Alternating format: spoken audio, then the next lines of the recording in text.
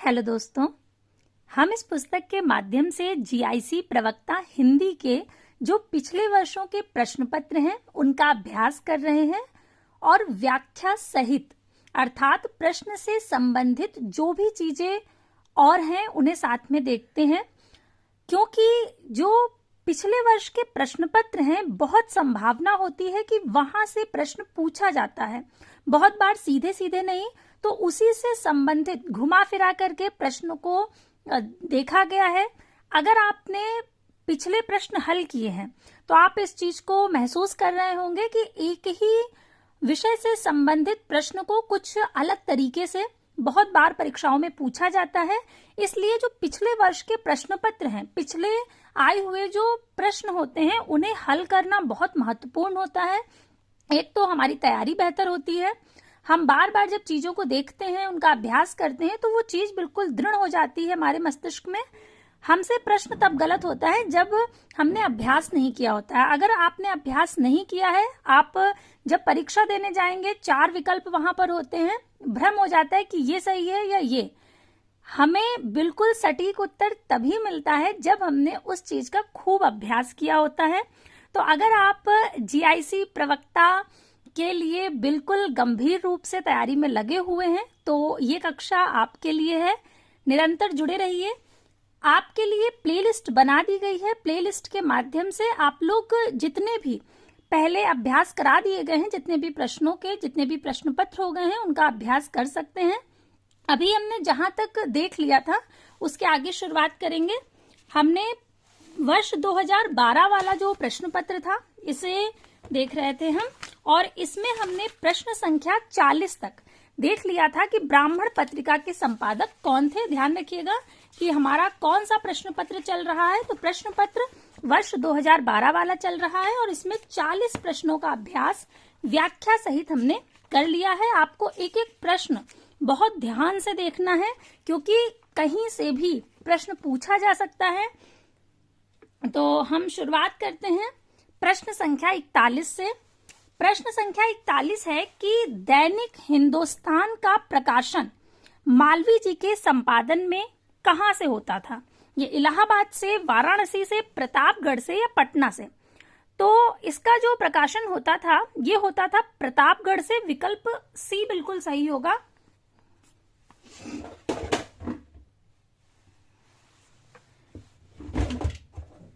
दैनिक हिंदुस्तान पत्रिका का प्रकाशन मालवीय जी के संपादन में प्रतापगढ़ से होता था और यह पत्रिका सर्वप्रथम 1883 ईस्वी में इंग्लैंड से प्रकाशित होती थी और इसके संपादक राजा रामपाल सिंह थे। अगला प्रश्न है कि निम्नलिखित में से एक तथ्य गलत है, वो कौन सा है। जब इस तरह के तथ्यात्मक प्रश्न आते हैं प्रत्येक तथ्य को बहुत ध्यान से पढ़िएगा।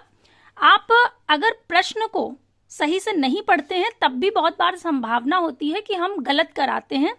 आपने अगर बहुत सारी परीक्षाएं दी हैं या अभ्यास करे हैं प्रश्न पत्रों के तो आपने एक चीज महसूस की होगी कि बहुत बार हम आता हुआ प्रश्न गलत कराते हैं। तो उसका कारण ये होता है कि हम प्रश्न को ठीक से पढ़ते नहीं हैं। हमें सही उत्तर देने के लिए जो पहली शर्त होती है कि प्रश्न को सही से पढ़ा जाए, उसमें पूछ क्या रहा है। तो प्रत्येक प्रश्न को बिल्कुल ध्यान से पढ़िए। पहला जो तथ्य है वो है कि कर्मवीर पत्र के संपादक माखनलाल चतुर्वेदी थे, तो बिल्कुल सही है ये। आजकल दिल्ली से प्रकाशित होने वाली पत्रिका है, ये भी सही है। दिनमान के प्रथम संपादक रघुवीर सहाय थे, ये गलत है। दिनमान के प्रथम संपादक रघुवीर सहाय नहीं थे और पहल पत्रिका जबलपुर से प्रकाशित होती थी, सही है। तो यहाँ पर गलत कथन ही पूछा गया है, तो गलत तथ्य विकल्प सी है। दिनमान के प्रथम संपादक रघुवीर सहाय थे और यह तथ्य गलत है। दिनमान पत्रिका के प्रथम संपादक सच्चिदानंद हीरानंद वात्स्यायन थे और बाद में रघुवीर सहाय ने कई वर्षों तक इस पत्रिका का संपादन किया।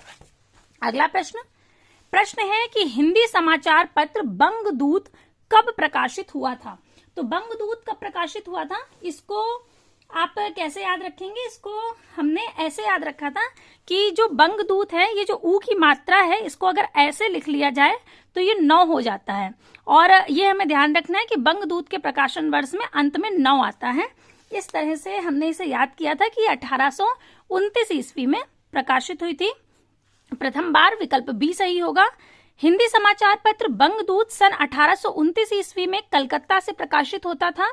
इसके संपादक राजा राम मोहन राय थे और यह समाचार पत्र एक साथ 4 भाषाओं में, कौन कौन सी, बंगला, हिंदी, उर्दू व अंग्रेजी में छपने वाला पत्र था, अर्थात एक साथ 4 भाषाओं में प्रकाशित होता था। अगला प्रश्न है कि साहित्य भारती पत्रिका कहाँ से प्रकाशित होती है? इलाहाबाद से, लखनऊ से, वाराणसी से या कानपुर से? तो साहित्य भारती पत्रिका लखनऊ से प्रकाशित होती है। विकल्प बी सही होगा। साहित्य भारती पत्रिका उत्तर प्रदेश हिंदी संस्थान लखनऊ से प्रकाशित होती थी।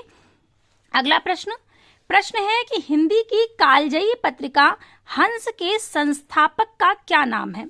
तो हंस से वे सभी लोग परिचित होंगे जो प्रेमचंद से परिचित हैं, और शायद ही कोई ऐसा हो जो प्रेमचंद से परिचित ना हो। प्रेमचंद हंस पत्रिका के संस्थापक थे। बाद में ये पत्रिका बंद हो गई थी, कुछ वर्षों तक इसका कार्य बंद रहा। उसके बाद राजेंद्र यादव ने इसे फिर से शुरू किया था। तो विकल्प बी सही होगा, प्रेमचंद। हिंदी की कालजयी पत्रिका हंस के संस्थापक का नाम मुंशी प्रेमचंद था और यह पत्रिका सन 1930 ईस्वी में बनारस से निकलती थी। कुछ समय बाद यह पत्रिका बंद हो गई थी और इसका पुनर्प्रकाशन जो है वो 1886 ईस्वी में हुआ था राजेंद्र यादव के संपादन में, दिल्ली से। और वर्तमान में इसके संपादक संजय सहाय हैं। आपको ये ध्यान रखना है कि इसका पुनर्प्रकाशन, क्योंकि ये बहुत महत्वपूर्ण है। अभी यहाँ पर पूछ लिया गया कि हंस के संस्थापक कौन है, तो अगला जो प्रश्न पत्र बनेगा संभवतः कि अगर इसी प्रश्न को कुछ अलग तरीके से पूछा जाए तो ऐसे पूछा जा सकता है कि हंस का पुनर्प्रकाशन कब हुआ था। तो पुनर्प्रकाशन हुआ है 1886 में, और जब पुनर्प्रकाशन हुआ तब उसके संपादक कौन रहे? तो राजेंद्र यादव। ये आपको ध्यान रखना है। और मुंशी प्रेमचंद जी की बात हो रही है, तो मुंशी प्रेमचंद जी का मूल नाम क्या था, वे किस नाम से लिखते थे, और मुंशी प्रेमचंद जी को प्रेमचंद नाम किसने दिया था, क्योंकि ये उनका मूल नाम नहीं था। अगला प्रश्न है कि हिंदी भाषा को मासिक प्रमुख पत्रिका, हिंदी भाषा की जो मासिक प्रमुख पत्रिका वागर्थ है वो कहाँ से प्रकाशित होती है? तो ये कलकत्ता, विकल्प ए सही हो जाएगा। अगला प्रश्न, ये दश रूपक के लेखक पूछा गया है कि दश रूपक के लेखक कौन है? धनिक, धनंजय, मम्मट या विश्वनाथ? तो दश रूपक के जो लेखक हैं वे धनंजय हैं। विकल्प बी सही होगा। दश रूपक के लेखक धनंजय हैं। धनंजय रचित दश रूपक की टीका अवलोक के रचयिता धनिक हैं, और मम्मट ने काव्य प्रकाश तथा विश्वनाथ ने साहित्य दर्पण नामक ग्रंथ की रचना की है। ये मम्मट और विश्वनाथ ये सभी जीआईसी प्रवक्ता के पाठ्यक्रम में लगे हुए रचनाकार हैं। इनसे संबंधित महत्वपूर्ण तथ्य और इनकी रचनाएं या इनकी जो भी इनके जीवन से संबंधित माता पिता इत्यादि का नाम आपके लिए परीक्षा की दृष्टि से बहुत महत्वपूर्ण है। जितने भी संस्कृत रचनाकार हैं जीआईसी प्रवक्ता परीक्षा से संबंधित, उन सभी की कक्षाएं पढ़ी हुई हैं, उनकी प्लेलिस्ट भी बना दी गई है। आप लोग प्लेलिस्ट के माध्यम से जीआईसी प्रवक्ता में लगे हुए सभी रचनाकारों को अच्छी तरह से तैयार कर सकते हैं। अगर आप गंभीरता से अध्ययन कर रहे हैं तो वो कक्षाएं आपके लिए बहुत लाभकारी सिद्ध हो सकती हैं। अगले प्रश्न पर आते हैं। प्रश्न है कि चंद्रालोक के रचनाकार कौन है? चंद्रालोक किसकी रचना है? विश्वनाथ की, राजशेखर की, दंडी की या जयदेव की? तो चंद्रालोक, जैसा कि अभी आपको बताया कि जितने भी रचनाकार पाठ्यक्रम में लगे हुए हैं उनकी रचनाएं बहुत महत्वपूर्ण है परीक्षा की दृष्टि से। तो जयदेव भी आपके पाठ्यक्रम में है। जयदेव की रचना है चंद्रालोक, तो विकल्प डी यहाँ पर सही हो जाएगा। चंद्रालोक के रचनाकार जयदेव हैं और यह अलंकार संबंधित ग्रंथ है। इनके द्वारा रचित अन्य ग्रंथ गीत गोविंदानंद तथा प्रसन्न राघव है, जबकि विश्वनाथ ने साहित्य दर्पण, राजशेखर ने काव्य मीमांसा तथा दंडी ने काव्यालंकार नामक ग्रंथ की रचना की है। तो दंडी का काव्यालंकार। अगले प्रश्न पर आते हैं। एक कथन दिया गया है। कथन है कि काव्य शोभाकरान धर्मान अलंकारान प्रचक्षते। अलंकार की ये परिभाषा किसने दी है? ये बहुत महत्वपूर्ण परिभाषा है, दंडी के द्वारा दी गई है। विकल्प पहला जो है वो सही हो जाएगा, आचार्य दंडी। काव्य शोभाकरान धर्मान अलंकारान प्रचक्षते, अलंकार की ये परिभाषा दंडी ने दी है। आचार्य दंडी ने काव्य के शोभाकारक धर्म को अलंकार कहा है। आचार्य दंडी ने 39 प्रकार के अलंकार का वर्णन किया है, जिसमें 4 शब्दालंकार और अन्य अर्थालंकार हैं। अगले प्रश्न पर आते हैं। प्रश्न है कि रस निष्पत्ति की विवेचना में भावकत्व और भोजकत्व की कल्पना किस आचार्य ने की है? मम्मट ने, भट्टनायक ने, शंकुक ने या अभिनवगुप्त ने? आपको बताया था कि जो भरत मुनि का वाक्य था, विभावानुभाव व्यभिचारी संयोगात रस निष्पत्ति, इसकी व्याख्या करी 4 व्याख्याकारों ने, जिसमें क्रम है सबसे पहले भट्ट लोलट, उसके बाद आते हैं शंकुक, फिर आते हैं भट्टनायक और उसके बाद आते हैं अभिनवगुप्त। सबने उत्पत्ति और निष्पत्ति के अलग अलग अर्थ बताए हैं। तो आपसे पूछा गया है कि उसमें भावकत्व और भोजकत्व की कल्पना किसने की है? तो भावकत्व और भोजकत्व की कल्पना करने वाले हैं भट्टनायक, विकल्प बी सही होगा। भावकत्व और भोजकत्व की कल्पना आचार्य भट्टनायक ने की है, जबकि रस निष्पत्ति की विवेचना में आचार्य भट्ट लोलट ने उत्पत्ति और आचार्य शंकुक ने अनुमिति और अभिनवगुप्त ने अभिव्यक्तिवाद की कल्पना की है। तो आपको ध्यान रखना है, भट्टनायक का क्या है? भुक्तिवाद है, भट्ट लोलट का उत्पत्तिवाद है, शंकुक का अनुमितिवाद है और अभिनवगुप्त का जो वाद है वो अभिव्यक्तिवाद है। ये भी बहुत बार पूछा जाता है, ये बहुत महत्वपूर्ण है परीक्षा की दृष्टि से।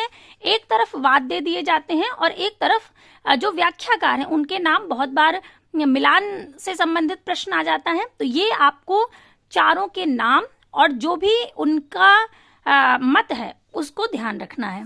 अगला प्रश्न है कि तद्दोषो शब्दार्थो सगुणावलंकृति पुनः क्वापि किसका काव्य लक्षण है? तो अगर आपने मम्मट की कक्षा ली है और उस कक्षा को ध्यान से देखा है तो आप निश्चित रूप से इस कथन से परिचित होंगे। मम्मट का है ये, विकल्प सी सही हो जाएगा। यहाँ पर एक प्रश्न मम्मट से ही संबंधित, मम्मट के पिता का क्या नाम था और मम्मट की रचना कौन सी है जो उनकी प्रसिद्धि का कारण बनी? अगर आपको पता है तो अवश्य बताइएगा। अब अगले प्रश्न पर आ जाते हैं। प्रश्न है भट्टनायक का भुक्तिवाद किस दर्शन पर आधारित है? अभी आपको बताया कि 4 व्याख्याकार हुए, जिनमें से तीसरे नंबर पर भट्टनायक आते हैं जिनका भुक्तिवाद है। उनका दर्शन क्या है ये पूछा गया है, मीमांसा, न्याय, शैव या सांख्य? तो भट्टनायक का सांख्य दर्शन है, विकल्प डी सही होगा। ये दर्शन भी बहुत महत्वपूर्ण है, दर्शन से प्रश्न पूछे जाते हैं कि किस व्याख्याकार का क्या दर्शन है। ये देखिए यहाँ पर पूरा क्रम दिया गया है। सबसे पहले भट्ट लोलट आते हैं जिनका उत्पत्तिवाद मीमांसा दर्शन, श्री शंकुक का अनुमितिवाद न्याय दर्शन, भट्टनायक का भुक्तिवाद सांख्य दर्शन, अभिनवगुप्त का अभिव्यक्तिवाद शैव दर्शन। अगला प्रश्न है रसो वै साह को अपनी परिचर्चा में किस आचार्य ने सम्मिलित किया है? पंडित जगन्नाथ ने, आचार्य विश्वनाथ ने, आचार्य अभिनवगुप्त ने या आचार्य भट्टनायक ने? तो रसो वै साह को अपनी परिचर्चा में शामिल करने वाले हैं आचार्य विश्वनाथ, विकल्प बी सही होगा। रसो वै साह को अपनी परिचर्चा में आचार्य विश्वनाथ ने सम्मिलित किया है। ये जो उक्ति है ये तैत्तिरीय उपनिषद से ली गई है। अगला प्रश्न, यहाँ पर भी एक कथन दिया गया है, लिखा है कि अभिधा उत्तम काव्य है, मध्य लक्षणा लीन, अधम व्यंजना रस विरस, उल्टी कहत नवीन। उपर्युक्त जो पंक्ति है वो किसकी है ये पूछा गया है। यहाँ पर जो शब्द शक्तियां हैं, तीनों शब्द शक्तियों में अभिधा को सर्वोत्तम बताया गया है। जिस काव्य में अभिधा है वो काव्य सर्वोत्तम है, ऐसा कहने वाले कौन है? तो ये कहने वाले हैं देव। अभिधा शब्द शक्ति वहां पर होती है जहां पर सीधा सीधा अर्थ निकलता है, लक्षणा में अर्थ बाधित होता है और व्यंजना में व्यंजित होता है, अर्थात एक जो शब्द होता है वो कई अर्थों को ध्वनित करता है। तो उपर्युक्त जो उक्ति है, अर्थात अगर प्रश्न ऐसे पूछ लिया जाए, यहाँ पर तो सीधा पंक्ति दे दी गई है, लेकिन अगर आपसे प्रश्न इसी को थोड़ा सा घुमा करके पूछ लिया जाए और कह दिया जाए कि किस कवि ने या किस विद्वान ने अभिधात्मक काव्य को उत्तम काव्य माना है, या किस विद्वान ने अभिधा शब्द शक्ति को काव्य में सर्वोत्तम स्थान दिया है, तो आपको ध्यान रखना है देव। उपर्युक्त जो उक्ति है वो देव की है। देव द्वारा रचित काव्य शास्त्री काव्य ग्रंथ काव्य रसायन है। देव का काव्य रसायन, कविता में अभिधा को महत्व देते हुए यह पंक्ति काव्य रसायन से ली गई है। ध्यान रखिएगा, ये पंक्ति किसकी है? काव्य रसायन ग्रंथ की है। और इनके द्वारा रचित जो अन्य ग्रंथ हैं वे भाव विलास, भवानी विलास, रस विलास, अष्टयाम आदि हैं। अगला प्रश्न है कि रस निष्पत्ति के संबंध में चित्र तुरंग न्याय की मान्यता किस आचार्य की है? अभिनवगुप्त की, शंकुक की, भट्ट लोल्लट की या भट्ट नायक की? तो चित्र तुरंग न्याय की जो मान्यता है वो श्री शंकुक की है, विकल्प बी सही होगा। रस निष्पत्ति के संबंध में चित्र तुरंग न्याय की मान्यता आचार्य शंकुक की है। आचार्य शंकुक ने रस की निष्पत्ति अनुमिति मानी है। अभी आपको बताया था कि सबसे पहले भट्ट लोल्लट, उनका उत्पत्तिवाद मीमांसा दर्शन है, श्री शंकुक का अनुमितिवाद न्याय दर्शन, भट्ट नायक का भुक्तिवाद सांख्य दर्शन और अभिनवगुप्त का अभिव्यक्तिवाद शैव दर्शन। जितने बार भी एक चीज को बोला जाता है आपको उतने बार अपने मन में उसे दोहराना है। इससे आप महसूस करेंगे कि आपका जो अभ्यास है, आपकी जो तैयारी है वो बहुत बेहतर होती जा रही है। तो जितने बार भी चीजें आए आप भी उन्हें बराबर दोहराइए। तो रस निष्पत्ति के संबंध में जो चित्र तुरंग न्याय की मान्यता है वो किसकी है? आचार्य शंकुक की। अगला प्रश्न है कि आचार्य कुंतक ने वक्रोक्ति के कितने भेद माने हैं? 5, 6, 7 या 8? तो आचार्य कुंतक ने वक्रोक्ति के 6 भेद माने हैं, विकल्प बी सही होगा। आचार्य कुंतक ने वक्रोक्ति के 6 भेद माने हैं जो इस प्रकार हैं: वर्ण विन्यास वक्रता, पद पूर्वार्ध वक्रता, पद परार्ध वक्रता, वाक्य वक्रता, प्रकरण वक्रता, प्रबंध वक्रता। और कुंतक को वक्रोक्ति संप्रदाय का प्रवर्तक माना जाता है। इन्होंने वक्रोक्ति जीवित नामक ग्रंथ की रचना की है। अगला प्रश्न है कि किस छंद में 12 और 7 की यति से कुल 19 मात्राएं होती हैं? तो ऐसा छंद जिसमें प्रथम और तृतीय चरण में 12-12 अर्थात विषम चरणों में और सम चरणों में 7-7 मात्राएं होती हैं। तो ऐसा जो छंद है वो बरवय है, विकल्प डी सही होगा।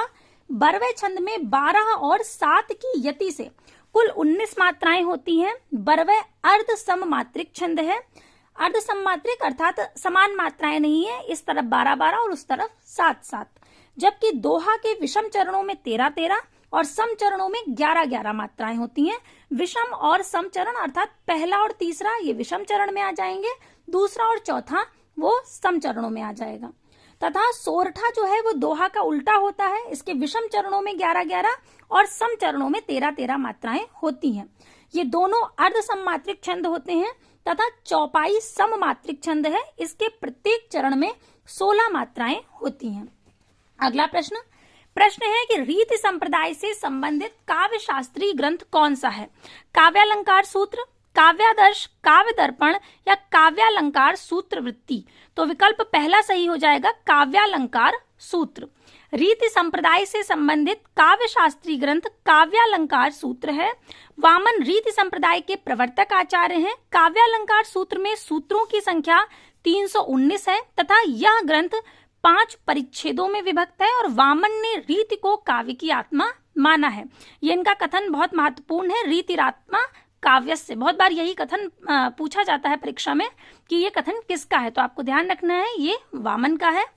अगला प्रश्न है कि निम्नलिखित में से कौन सा वर्णिक छंद है? छप्पय, सोरठा, उपेंद्र वर्जा या रोला? तो जिस छंद की गणना वर्णों के आधार पर होती है वो वर्णिक छंद होते हैं और जिनकी मात्राओं के आधार पर होती है वो मात्रिक छंद होते हैं। तो यहाँ पर विकल्प सी सही होगा कि जो उपेंद्र वर्जा है ये वर्णिक छंद है, जबकि छप्पय और सोरठा, रोला ये सब मात्रिक छंद के अंतर्गत आते हैं क्योंकि इनकी गणना मात्राओं के आधार पर होती है। अगला प्रश्न है कि वक्रोक्ति के विरोधी आचार्य कौन है? वक्रोक्ति विरोधी आचार्य यहाँ पर पूछा गया है। तो वक्रोक्ति के विरोधी हैं विश्वनाथ। वासे वक्रोक्ति, वासे विश्वनाथ और वक्रोक्ति के विरोधी विश्वनाथ, विकल्प डी सही हो जाएगा। विश्वनाथ ने कुंतक के सिद्धांतों का खंडन किया है। विश्वनाथ द्वारा रचित ग्रंथ साहित्य दर्पण है, जबकि भामा ने काव्यालंकार तथा रुद्रट ने काव्यालंकार तथा मम्मट ने काव्य प्रकाश नामक ग्रंथ की रचना की है। अगले प्रश्न पर आते हैं। प्रश्न है आचार्य भरत मुनि ने गुणों की संख्या कितनी मानी है? भरत मुनि पर भी कक्षा ली जा चुकी है और विस्तार से आपको समझाया जा चुका है। यहाँ पर विकल्प बी सही होगा, 10। इन्होंने जो गुणों की संख्या मानी है वो 10 मानी है, जिनके नाम है श्लेष, प्रसाद, समता, समाधि, माधुर्य, ओज, सौकुमार्य, ये इस तरह से भी प्रश्न पूछा जा सकता है कि जैसे कोई एक नाम दे दिया गया, 4 विकल्प दिए गए, उनमें से कोई एक दे दिया गया जो उनके द्वारा बताए गए गुणों में से नहीं है। प्रश्न इस तरह से पूछा जाएगा कि भरत मुनि ने निम्नलिखित में से किसे काव्य गुण नहीं माना है, तो आपको पहचानना होगा। दंडी ने 10, वामन ने 20, भोज ने 24, मम्मट, भामा और आनंदवर्धन ने 3 गुणों की संख्या 3 मानी है। अगला प्रश्न है कि मम्मट किस संप्रदाय के आचार्य हैं, तो मम्मट ध्वनिवादी आचार्य हैं, विकल्प सी सही हो जाएगा। मम्मट ध्वनिवादी आचार्य हैं। अन्य ध्वनिवादी संप्रदाय के जो आचार्य हैं वे आनंदवर्धन, रुय्यक, अभिनव गुप्त, जगन्नाथ हैं। आपको ध्यान रखना है कि मम्मट जो है इन्होंने ध्वनि का जो संप्रदाय था उसको स्थापित करने में बहुत महत्वपूर्ण भूमिका निभाई है। अगला प्रश्न है, पंक्ति दी गई है कि केशव कही न जाए का कहिए, देखत तव रचना विचित्र अति, समुझी मन ही मन रहिए। उपर्युक्त उद्धरण में किस रस की अभिव्यक्ति है, श्रृंगार की, करुण की, हास्य की या अद्भुत की? तो इसका जो सही विकल्प होगा वो अद्भुत होगा। अद्भुत इसलिए होगा क्योंकि यहाँ पर विस्मय का भाव आ रहा है। जहां पर विस्मय आता है, जहां पर स्थायी भाव विस्मय के रूप में हो, वहां पर अद्भुत रस होता है। कह रहे हैं कि केशव कही न जाए का कहिए, क्या मतलब क्या कहा जाए, कह नहीं सकते कुछ, कि देखत तब रचना विचित्र थी, समुझ मन ही मन रही, यानी कोई ऐसी आश्चर्यजनक चीज देख लेना कि उसको देख लिया और मन ही मन है, उसको देख करके इतना विस्मय हो रहा है कि कहा नहीं जा सकता। अगला प्रश्न कि खड़ी बोली का पहला प्रयोग किसके द्वारा किया गया, बलदेव द्वारा, लल्लू लाल द्वारा, जॉन गिलक्राइस्ट द्वारा या सुनीति कुमार चटर्जी? तो खड़ी बोली का जो पहला प्रयोग किया गया वो लल्लू लाल द्वारा किया गया, विकल्प बी सही होगा। खड़ी बोली का पहला प्रयोग लल्लू लाल के द्वारा किया गया। लल्लू लाल ने आगरा में एक प्रेस खोला था, ध्यान रखिएगा, लल्लू लाल जी ने कहां पर प्रेस खोला, आगरा में, जिसका नाम उन्होंने संस्कृत प्रेस रखा। लल्लू लाल द्वारा रचित जो ग्रंथ हैं उनमें प्रेम सागर, माधव विलास, लाल चंद्रिका, भाषा कायदा आदि आते हैं। फिर प्रश्न है कि उच्चारण की दृष्टि से वा ध्वनि क्या है, दंत है, कंठ तालव्य है, दंतोष्ठ है या तालव्य है? तो जो वाह है ये आता है दंतोष्ठ के अंतर्गत। आप उच्चारण करके देख लीजिए, उच्चारण स्थान पहचानने का बिल्कुल आसान तरीका, अगर आप सही उच्चारण कर रहे हैं तो आप तुरंत पहचान जाएंगे। उच्चारण की दृष्टि से वाह जो ध्वनि है वो दांत और ओठ के माध्यम से बोली जाती है।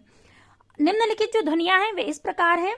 दांत से बोली जाने वाली ता, था, दा, धा, अर्थात जीभ जो है वो दांत का स्पर्श करती है जब हम ता, था, दा, धा बोलते हैं। अगर आपको यकीन नहीं हो रहा है तो आप बोल करके देख लीजिए और ध्यान दीजिए कि हमारी जो जीभ है वो कहाँ स्पर्श कर रही है, ता, था, दा और धा बोलने में।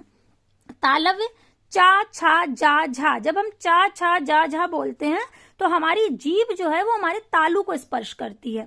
कंठ तालव्य जो कंठ और तालू से बोले जाएं वो ए और ए। अगला प्रश्न है, छाछठ लिखा हुआ है 6 अंक का केंद्रीय हिंदी निदेशालय के अनुसार मानक उच्चारण पूछा गया है। साधारण भाषा में हम लोग छाछठ बोलते हैं, लेकिन केंद्रीय हिंदी निदेशालय के अनुसार इसका जो मानक उच्चारण है वो है 66। अगर सही बोले तो छाछठ नहीं 66 होता है, तो विकल्प जो डी है वो सही हो जाएगा। इसका जो सही उच्चारण है वो 66 है।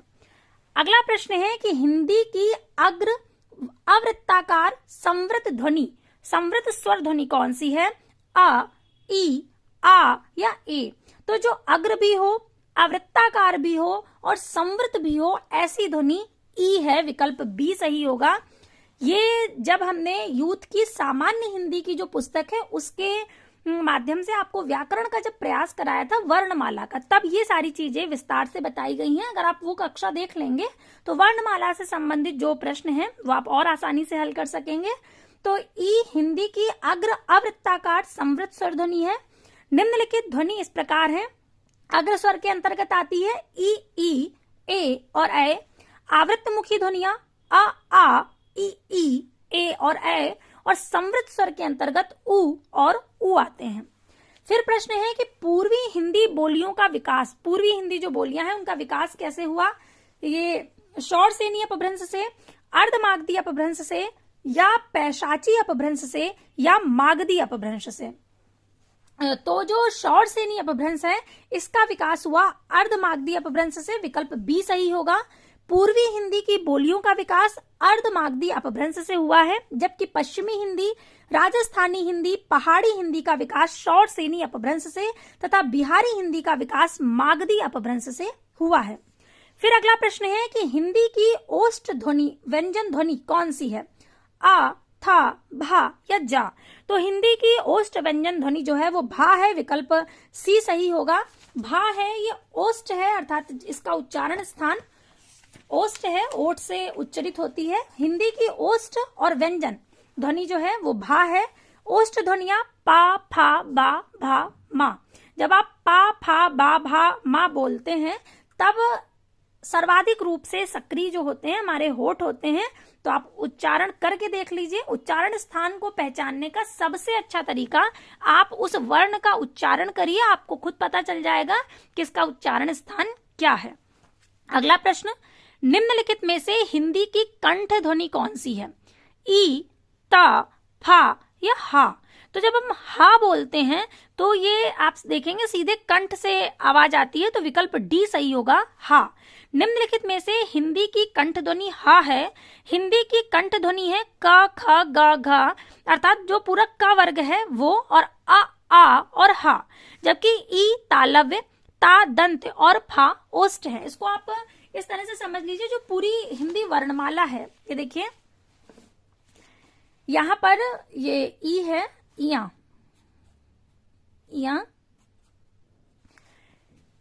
ये जो क वर्ग है ये सारे वर्गों के आधार पर बटे हुए हैं। हिंदी वर्णमाला वर्गों के आधार पर बटी हुई है।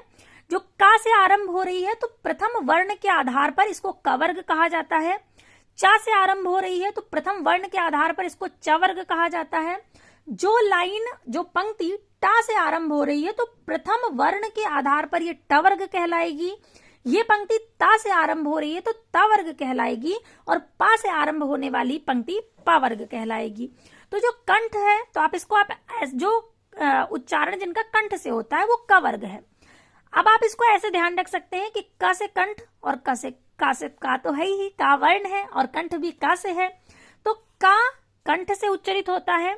चा, ता, चा तालव्य, चा वर्ग पूरा तालव्य है।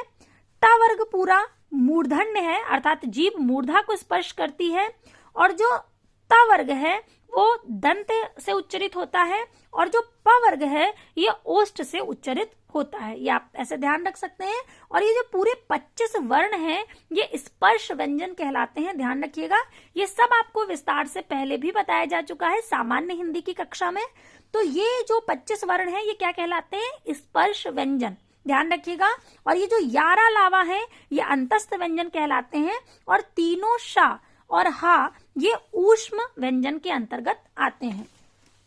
तो यहाँ पर जो प्रश्न हम देख रहे थे उसमें पूछा गया है कि निम्नलिखित में से कौन सी व्यंजन ध्वनियां स्पर्श संघर्षी हैं। तो ध्यान रखिएगा, अभी आपको बताया था कि ये जो 25 वर्ण हैं ये कहलाते हैं स्पर्श व्यंजन। क्या कहलाते हैं, स्पर्श व्यंजन।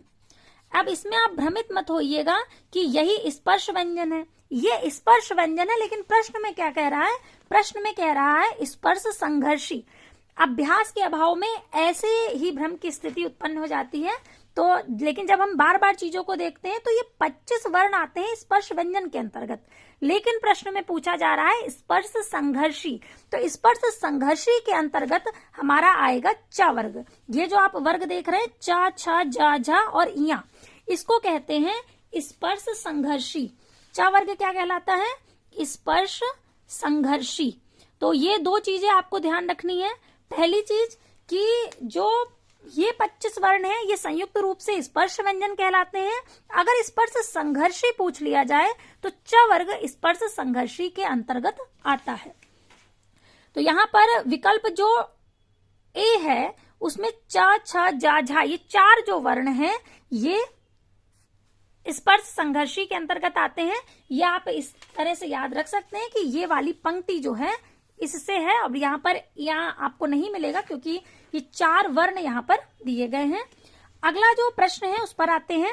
प्रश्न है कि निम्नलिखित व्यंजनों में कौन महाप्राण है, अल्प प्राण और महाप्राण आपको बहुत बार बताया जा चुका है कि जो वर्ग है ये इस तरह से बटा हुआ है, ये जो हमारी वर्णमाला है इस तरह से हम इसे क वर्ग, च वर्ग, ट वर्ग, त वर्ग और प वर्ग बोलते हैं। अगर आप इसको इस तरह से बांट दीजिए लंबा लंबा ऐसे, ये आपने बांटा ये, तो इसमें देखिए कि जो पहला वर्ण होगा वर्णमाला का वो होगा अल्प प्राण।